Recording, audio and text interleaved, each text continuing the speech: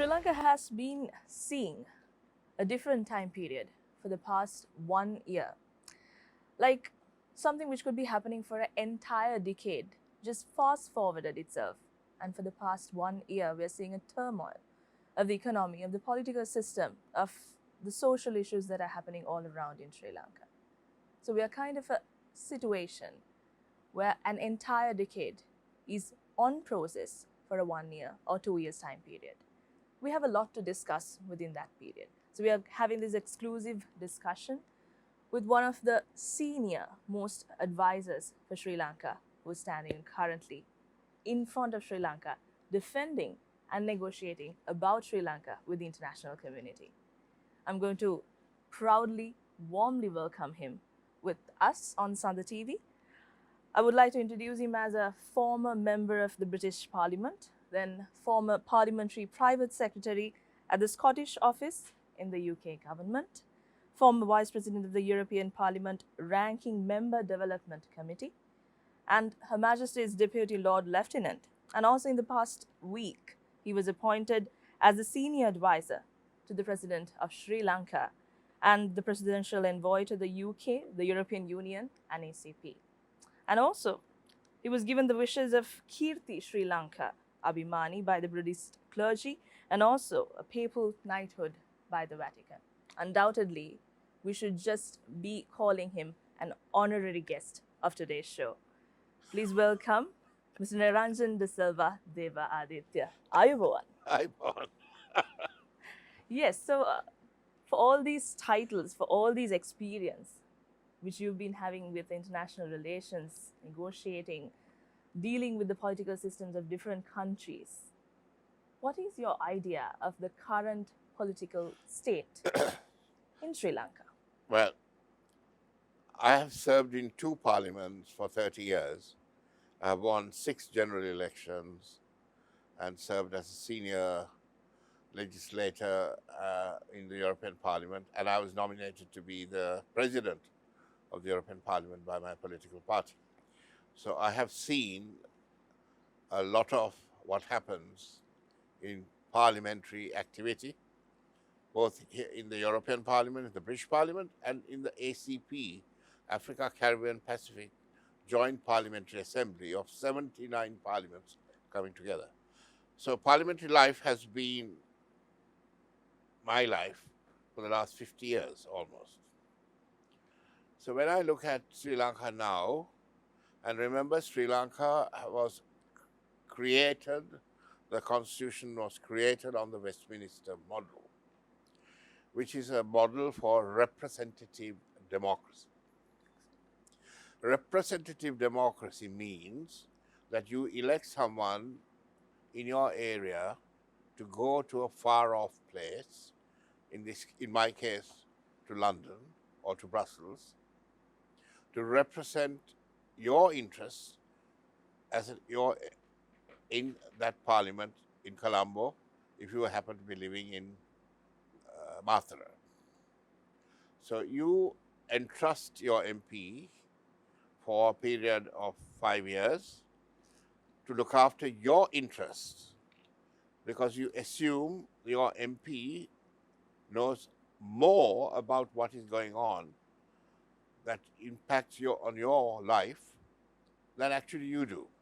So you give your sovereignty away for 5 years to your MP, and as Burke said, you go and then use your best conscience to represent your electors to the best of your abilities, using your conscience and your moral authority.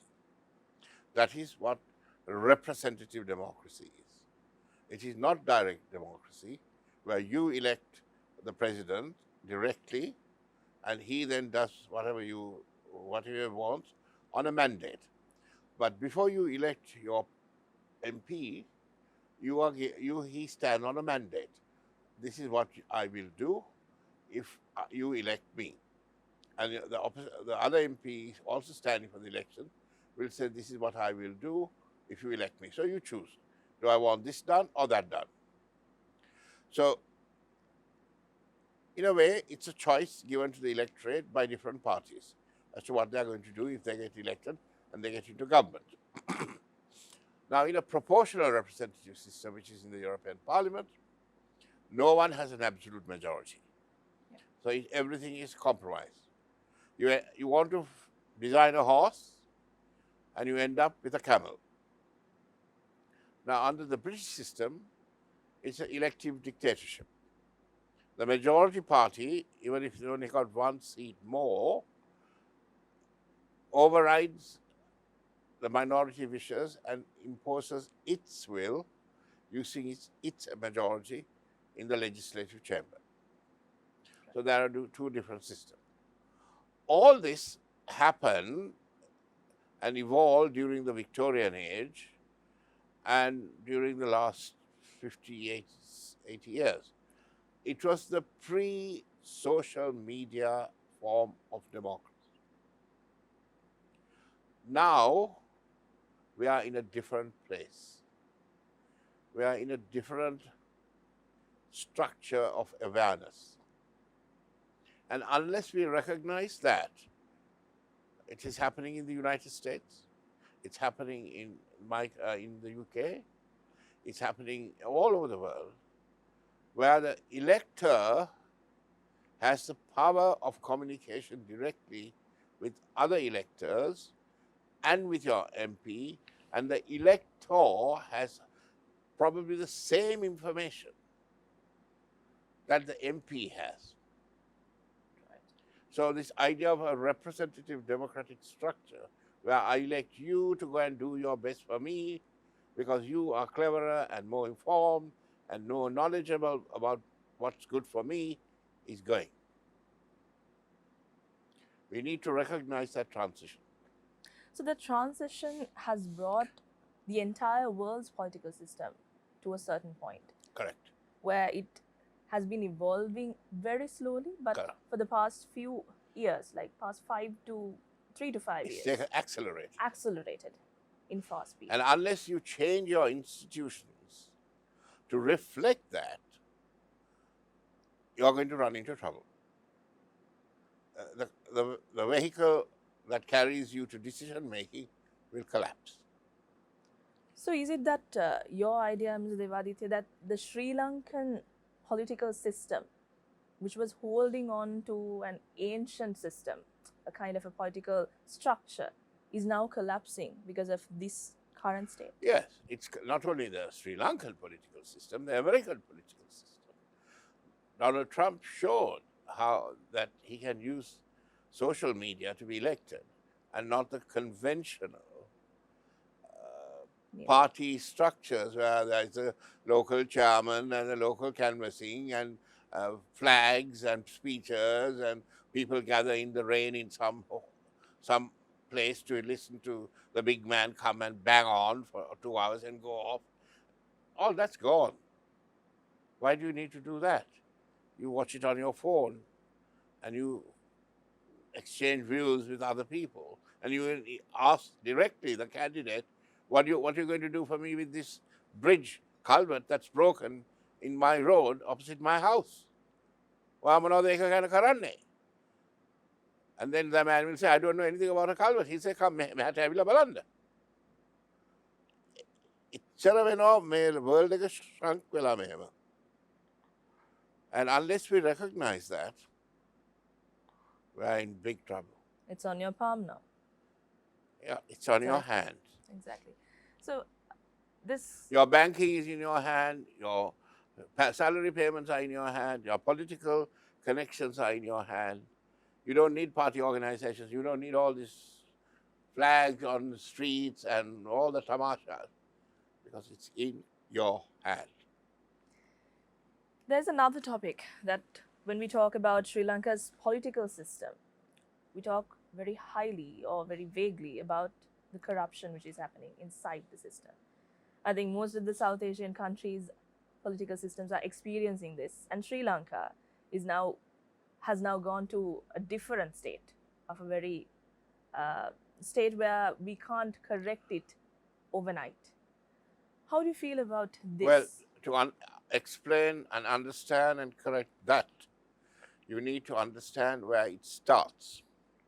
Earlier today, I explained to you that I have been elected 6 times in 6 general elections to both the British and the European Parliament. In the European Parliament, my electorate was 8 million people. I had to reach out to 8 million people and ask them to vote for me. Do you know how much money I spent reaching out to 8 million people? No, I will repeat the question separately. Do you know how much money I was allowed to spend by law reaching out to 8 million people? £15,000 maximum. When I stood for the British Parliament and was announced as the Conservative Party's candidate for Chiswick, Brentford and Isleworth, immediately the election authorities who conduct the elections wrote and asked, who is your agent? And my party wrote back saying, Mr. Deva Aditya's agent is Keith Witham. He has been fully trained in election law. He has been fully trained in election practices, and he has a competent authority to be Mr. Deva Aditya's agent during the campaign. So what does the agent do during the campaign with the candidate? Mm-hmm. He watches the candidate like a hawk. If I transgress election law, it's his duty to inform the Electoral Commission office and have my election invalidated. Right. So what is it that I'm not allowed to do during an election campaign? For example, you and I are going canvassing door to door, street to street. We are both tired, very hungry. So we go to a local pub. If I buy you a sandwich, I'm out. Because under the law of treating Mm-hmm. your constituent, giving food or drink to your constituent, you're debarred. You cannot buy a vote. Whereas we give asbestos sheets, saris and everything. You cannot make a gift to your constituent to get his vote. You cannot give him a sandwich. That means I don't have to spend money. I only spent £6,000 in my Chiswick campaign in the old exchange rate days, say 200. That's 1.6 million. Right? Yeah. So for 1.6 million rupees, I could get elected to the British Parliament. And what did I spend that money on? On me. On my petrol, on me going and eating during the campaign, on my wife's food, I'm allowed to feed my wife, on my letterheadings, my telephone bill, and my petrol. And that is all I'm allowed to spend. Because poor people should also be able to stand for Parliament. Otherwise, how do poor people stand for Parliament if they have to find millions and millions of pounds or dollars or rupees to run a campaign? Impossible. So the first thing we do is the agent watches what the candidate does and reports. He bought a sandwich in the Lions pub for himself, time, date, amount. And at the end of the election campaign, he has to send the returns of how much I spent out of my pocket to the returning officer, who looks at it. And if it's over the limit, I'm finished. So I have to keep all my telephone receipts, petrol receipts, food receipts, dry cleaning receipts, everything. And I'm only allowed to spend that amount of money. What happens here? If I want to stand here, I will have to go to a bank and mortgage my house and part of my coconut estate.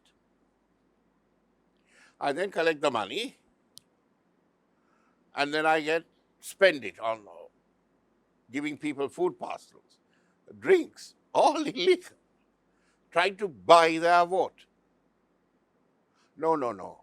You buy a person's vote by your integrity and your policy, what you stand for, what your program is, what your manifesto is, not by giving food and saris and whatever.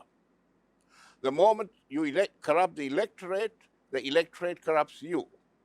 Okay, so you get elected. Now I'm the MP for this area in the Kalutara district. Right, I go to Parliament.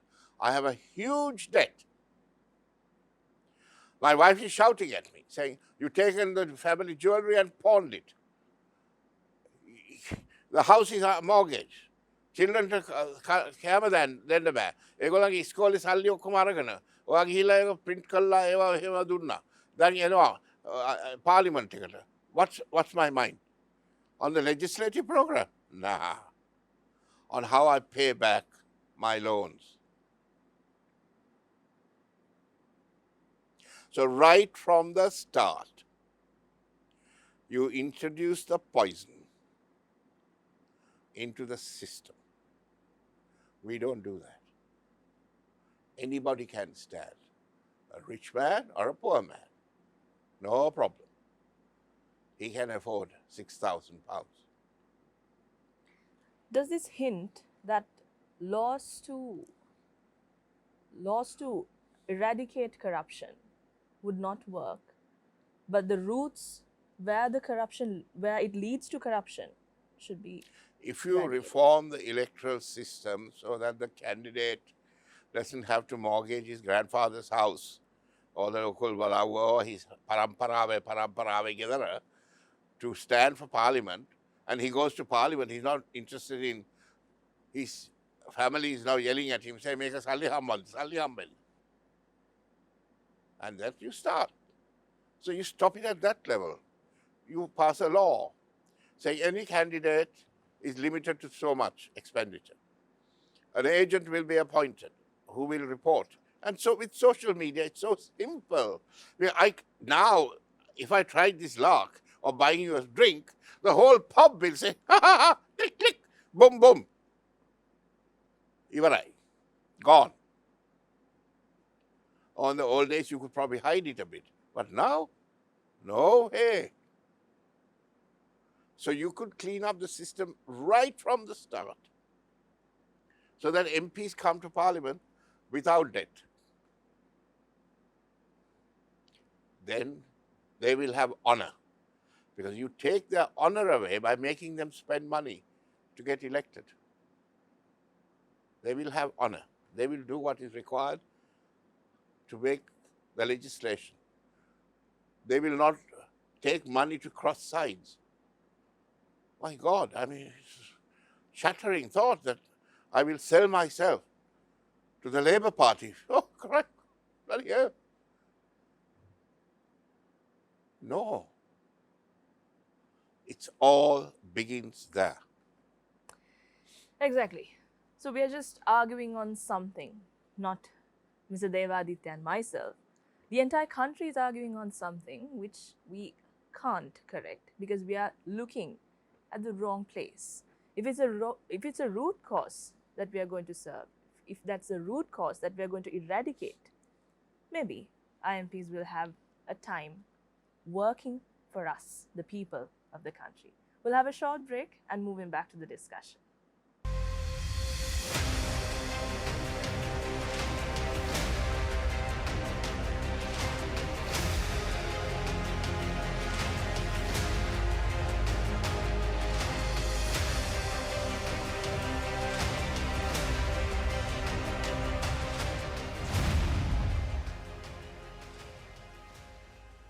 We're back in the discussion with Mr. Niranjan De Silva Devaditya. We've been discussing about corruption, how the root cause leads to this corruption which is happening in our country. I think Would you mind me asking this question? Because it's not just in Sri Lanka, because we will have an international viewership also. So just want to ask from you, India, Bangladesh, and more other countries in the South Asian region are experiencing the uh, same kind of corruption at different levels, let's say. But they're all adapting the British, the Westminster system on their political They culture. start with the Westminster They system, start with the Westminster. and they have corrupted in themselves. So they have caught themselves with a tiger by the tail. What happens is that they have to buy votes. So the party leaders collect money. Where did this twist happen from the Westminster system to this kind of a corrupted That's a system? very good question. Somebody should do a PhD on that. Because we started with the Westminster system, uncorruptible. Do you think D.S. Senanayake or Sir Francis Mollamuray or all these people who were in the first parliament would take bribes? He'd hit you if someone came and offered a bribe. Why does a man demean himself to take a bribe? Because he has problems. He's in debt. Starts with debt. So they all start with debt. If they don't have debts, he can say, no, go away. So the people who are well off in Sri Lanka, who had private property, who had private estates, are clean. I don't want to mention names, but you know they don't take bribes. What for? They're okay. Their coconuts fall, their tea is plucked, or their hotel makes money. So why do you want to go and demean themselves and be put in the power of somebody else? Do you understand what horrible thing it is that you offer me a bribe and I take it, and then I'm in your power forever? You become my master. No. No human being wants to be in that situation. So in India and places, all these money, crores of money to buy votes. So what happens? The party leader says, oh my gosh, I got to collect a lot more money for the next election. And I got a son, so he must collect money for him. So we'll collect. And so they go round and round the tree like the tiger, and they can't even spend the money they have collected or taken. They live terrible lives running around this tree. Can't let the tiger's tail, well, the tiger will eat him. So they just run round and round and round. And I don't want to mention names. So generation after generation, they'll be running around the tree. And their lifestyle, their enjoyment of life, their quality of life, terrible. Mr. Devaditya, so Sri Lanka or these third world countries, most of the third world countries, are getting huge development projects in terms of buildings, mega structures, ports, airports. Different countries are planning or trying to invest on these things for all these South Asian or third world countries. Are these some kind of plots that they create, or are they really into the development of these countries? Oh, that's a different question. I think that's Okay. again a part of All right, corruption. let me answer the question in another way. Okay. When I was member of the British Parliament, an MP for Chiswick, I used to come home for Christmas because my mother and father were there and my friends were here. And if I have a dinner party, my friends are saying they're building a power station. Okay? So I said, oh, you're building a power station. Yes, the first build, own, operate power station. Oh, right. So how long have you been doing this? 7 years. So it takes 7 years to build a power station in Sri Lanka. When I was MP in Chiswick, somebody came to my room and said, sir, we have built this power station in your constituency. I said, really? I didn't know. He said, no, we didn't need to bother you. Why should we? But when you come and open it, they'll put up a plaque. So I said, sit down. When did you start building this power station? And how big is it? He said, it's 120 megawatts. It's a thermal power station. And we started 7 months ago. I said, what? You built a power station from scratch in 7 months in my constituency? I didn't even know about it. Yes. So I said, now, you may think I'm a bit mad, but sit down and tell me how you did it. And in my mind, I was thinking about all the things that my friends had to do to go step by step building their house. And he said, it is simple. I got a team of people, investors together. Then we knew that London electricity required more electrical power. So we thought this area has got a good zone land. So we came to the local council and asked to look at the green field sites, the white sites, and the brown field sites. So the local planning officer took us to this room and showed us a map where all the brown field sites are, where you can put factories. It's all free zone, right? So we said, okay, we'd like to have a look at that piece of land. So we went in the car, we looked at it, we talked to our engineers, and they said, this is adequate for our power station. Then we said to the council people, can you put water and sewerage? They said, yes, okay. And so then we made a formal application to lease that land for 99 years or 100 years, I can't remember. And can you please then put water and sewerage so that we can start building? And okay. And under the British planning laws, when you send an application to the local council to get permission to build something, now listen to this, you formally apply under registered post, applying to build something. If you have not heard in 28 days, that means the silent means consent. Okay. If the council wants to object to your building, they have 28 days to object. And if they haven't objected within those 28 days, done, approved. So he said, we did that, and then I rang the local grid, and I said, by November, we'll be ready to give you 100 megawatts of power to the national grid. How much? So we negotiated a power purchase agreement between the factory, the power station, and the national grid. They gave us a good rate. We said, fine, we'll deliver it on the day, and now you come and open it. Finish. So I said, did you go and talk to Cecil Parkinson, who was the Minister of Power in Whitehall? He said, what? Talk about what? That's a national power plan, which Cecil Parkinson has agreed and passed through Parliament, that we require 6,000 more megawatts in London, and we are supplying that. What do I have to talk to him about? So when I was in shock, I thought, my gosh, no wonder these countries are getting developed so fast. So I came back. Now, mind you, I was a young MP, my first term in Parliament.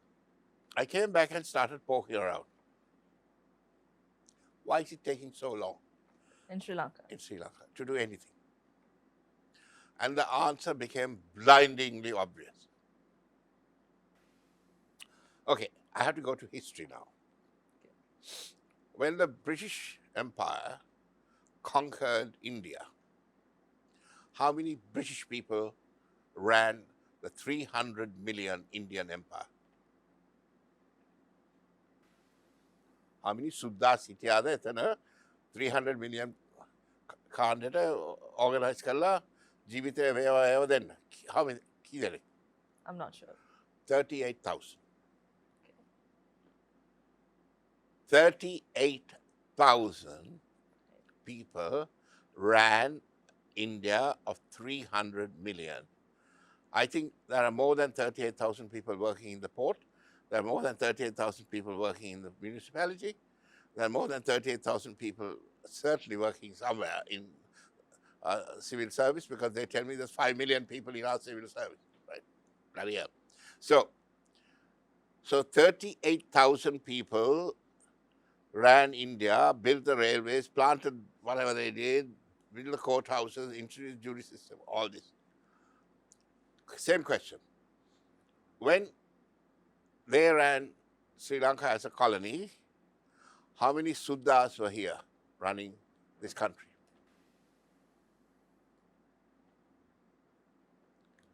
Let me guess, more than 38,000? 2,840. Okay. And we were a population of 6 million. Yeah. Now, ask this question. How can 38,000 people organize and run a country like India or Sri Lanka with 2,000 people? What did they do? I'll tell you what they did. They introduced for the first time in human history the chit system.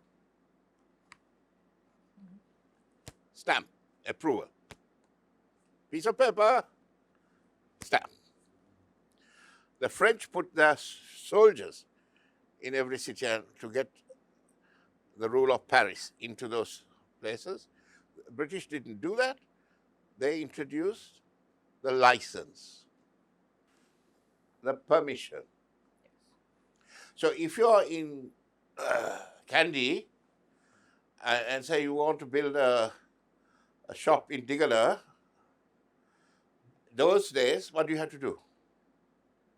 You have to get on your bullock cart and go and see the local Suddha, who was a government officer, and say, sir, I want to build this shop. And the Suddha will say, how many other shops are there? Only 3. Have you? Okay, I'll talk to them and see whether they are happy to have you build another shop. Now, this is a bloody silly question.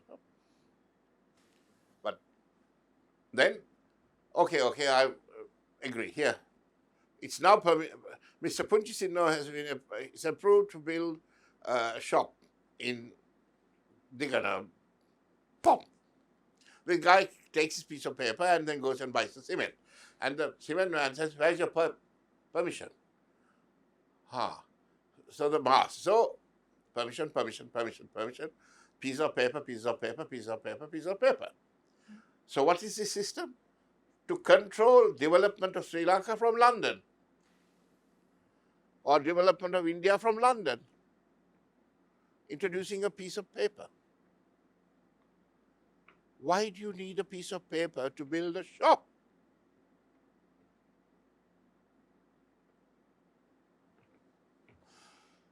Okay, so independence comes and everything is regulated. Everything requires some bureaucratic piece of paper. Yes. The civil servants sit there like kings. Enter. Yeah, yeah. The more you have that, the more you have that. The less you have that, you can't take. Correct? Exactly. So, what happened at independence? Instead of getting rid of all the colonial controls, our founding politicians kept them. And not only kept them, put more. Until the whole thing just got jammed. Nothing happens. Whereas in England, my guy builds a power station in 7 months. Somebody's built some rocket thing in 2 months. Somebody's going to the Mars and the moon. And nobody in Whitehall or Washington knows anything about that. They only read about it in the newspaper. You think Elon Musk went to ask Donald Trump whether he can send a rocket to Jupiter? Try doing it here. You need an opening ceremony here with all MPs, President, Prime Minister. Bada, and all these things, and then all the commission agents will come. Me, then what? Petrol ko hinda ganne ka? Mange ka arrange karana mata denno na tika. Get rid of the piece of paper. We have internet. we have blockchain, we have digital economy, we have transparency on the debt. No hidden files carried from ministry to ministry. You don't need any of that. Go to Dubai, see how Sheikh Maktoum is doing it. It's all open. When I apply for if I apply for a passport, I know where exactly it is on my web. So how can you stop it? How can you block it? It's there. The answer to development is there. The answer to ending corruption is there. But now you tell me which turkey votes for Christmas. Adapting these systems which are already readily available, do we really do that? We'll have the discussion, continue the discussion after this short break.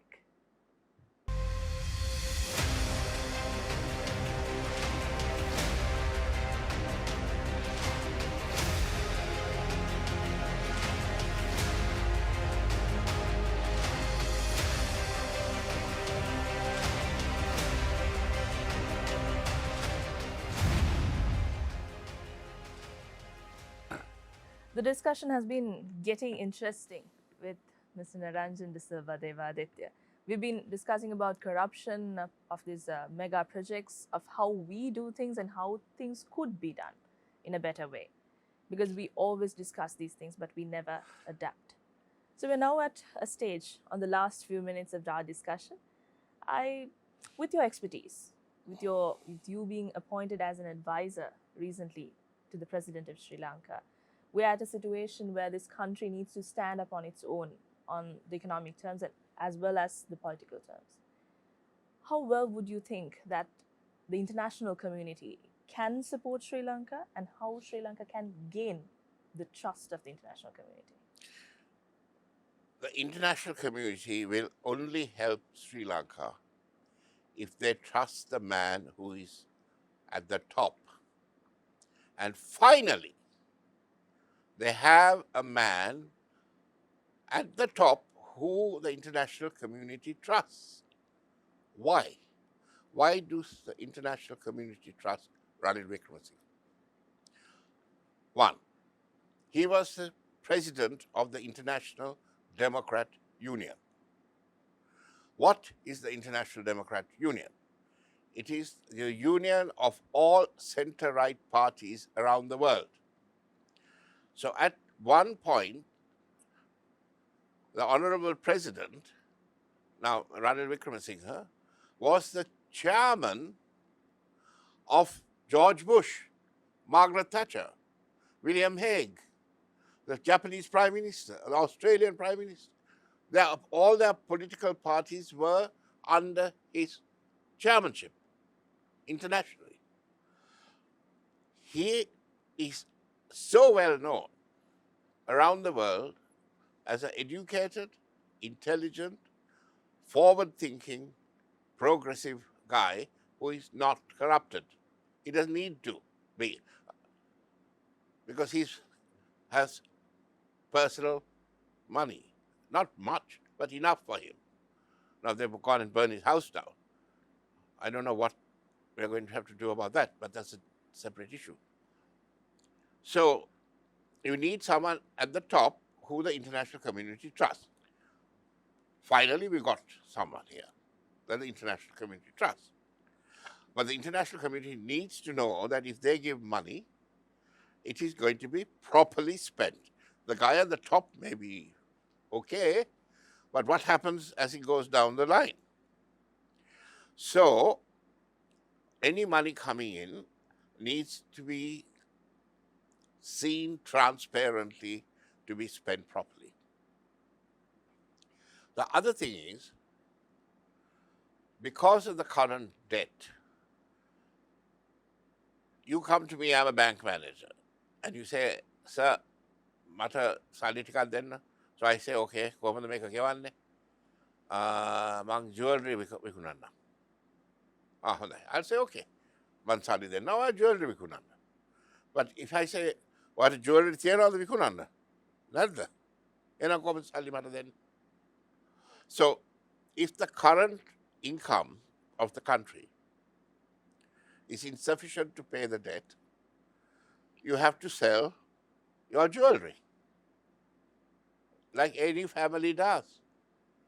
Any family in this country goes to the pawn shop, pawns the jewelry if there's an emergency, right?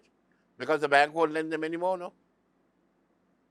So we have to get investors to come and buy some of the things we can sell.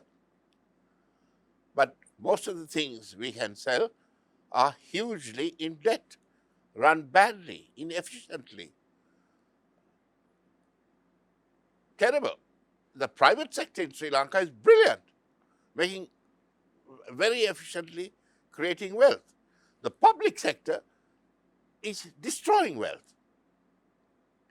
Now we got to get the private sector and the public sector to help each other for the public sector to create wealth. Once the public sector starts creating better operations, investors will say, good. If I put money here, I will get something back, right?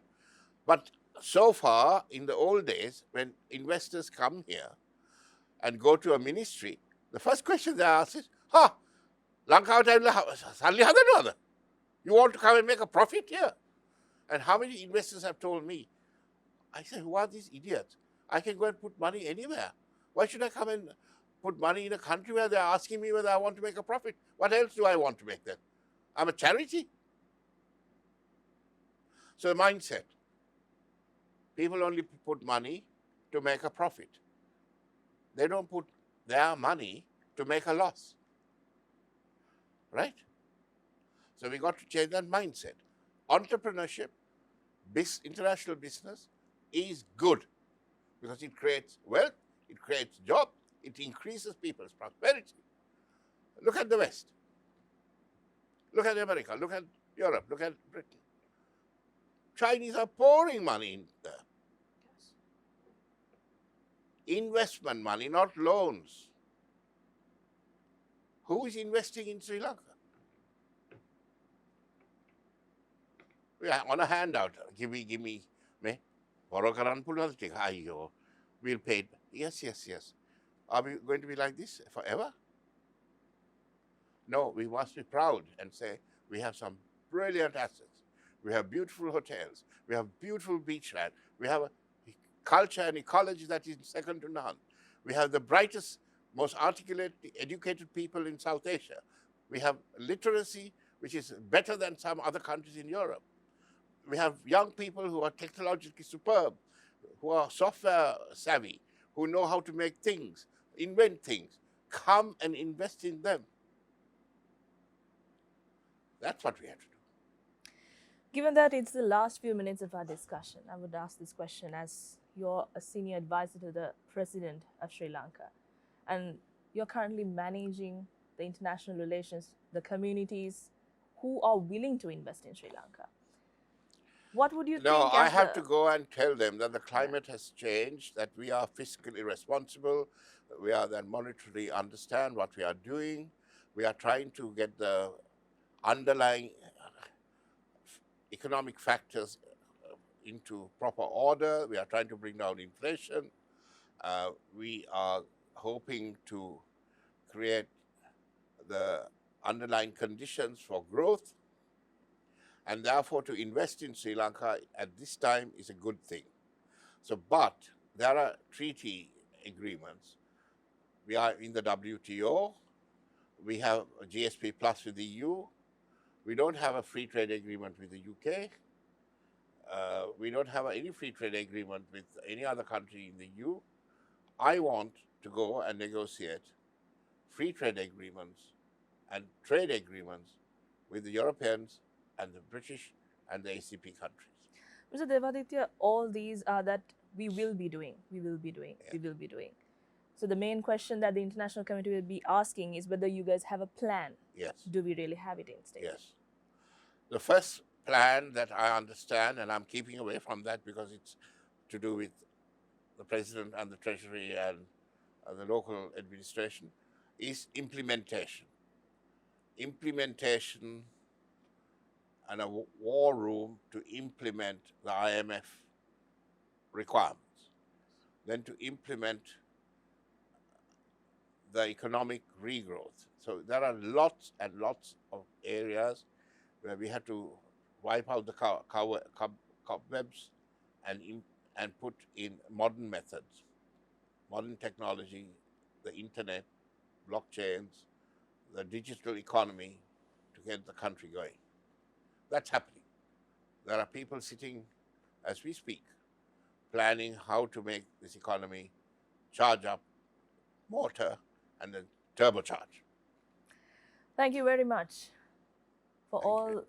the great ideas, the weaves that you presented about Sri Lanka, the comparisons that you gave us from the outer world, which we don't see on a daily basis. Thank you very much for that weave. Thank you very much for those ideas, because this generation is looking for information on how they can rebuild their country. Once And we again, have a great young generation exactly. of very articulate, very positive, very go-getting people. My generation wasn't like that. This generation is fantastic. So let's see whether that generation can change the Right. country. Thank you very much, Mr. you. Naranjan De Silva Devaditya. I would give my goodbye to you on this discussion, but let's meet once again back to maybe discuss about the export economy Sure. of Sri Lanka. Oh, that's Thank a you good very idea. much. Thank Aibo. you. Aibo.